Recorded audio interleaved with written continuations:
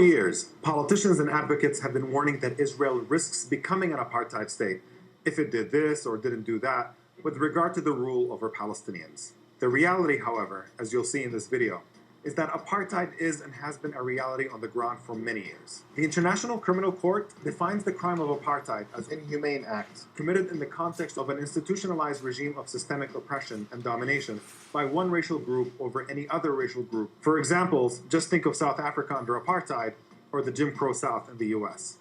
Now, let's take a closer look at Israeli apartheid. Number 1, apartheid in the occupied Palestinian territories. The most extreme version of Israeli apartheid exists in the occupied Palestinian territories that have been under illegal and permanent Israeli military control for decades. In the West Bank, Palestinians are literally told by Israeli authorities that they cannot walk down the streets in their own cities because they are not Jewish.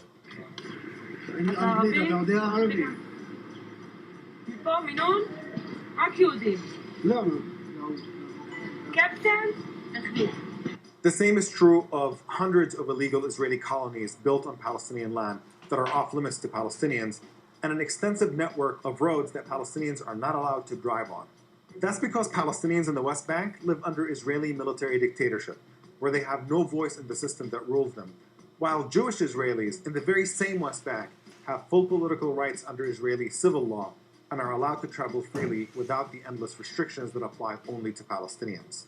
And while Jewish Israelis are allowed to build homes in illegal settlements built on Palestinian land, Palestinian homes in Palestinian areas are routinely demolished, and sometimes entire towns are destroyed as part of Israel's ethnic cleansing project.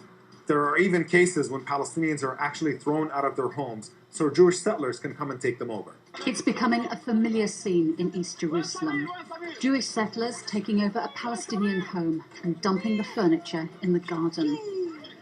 This is the settlers' strategy. House by house, family by family, they're trying to take over the neighborhood of Sheikh Jarrah.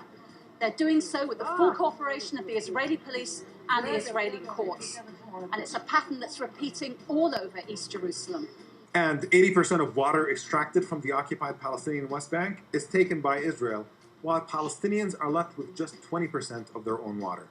As for the Gaza Strip, nearly 2 million Palestinians are effectively living in a large open-air prison under Israeli military siege that has brought a life of misery and despair to the Strip, with contaminated drinking water and inadequate food and medical supplies, lacking the freedom to travel in and out of the Gaza Strip without Israeli permission, which is rarely granted. In short, Israel applies a blatantly separate and unequal rule over Palestinians in the occupied territories that perfectly fits the definition of apartheid. Number 2, apartheid inside Israel.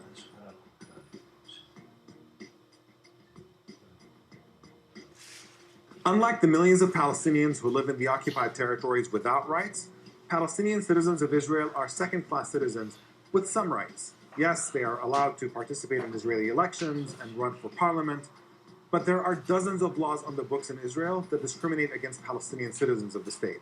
When Palestinian members of the Israeli Knesset tried to pass a bill to define Israel as a country of all of its citizens, the Israeli parliament rejected the bill and refused to even bring it up to the floor for debate. Israeli Prime Minister Benjamin Netanyahu insisted that Israel is a nation not of all of its citizens, but only of the Jewish people. Jewish towns frequently prevent Palestinian citizens of Israel from moving into their neighborhoods, with the support of the Israeli Supreme Court, which upheld the legality of housing admission committees that can reject applicants using the thinly veiled racist criteria of, quote, suitability with the social and cultural fabric of the town. And while there are no restrictions on Jewish spouses of Israelis living inside Israel, Palestinian citizens of Israel who marry Palestinians from the occupied territories are barred from living with their spouses. And just like in the occupied territories, there are cases where Palestinian towns inside Israel are destroyed with the explicit purpose of replacing them with Jewish towns.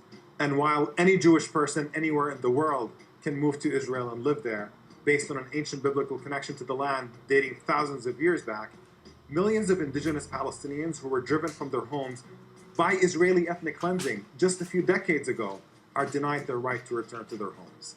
Still think there's no apartheid?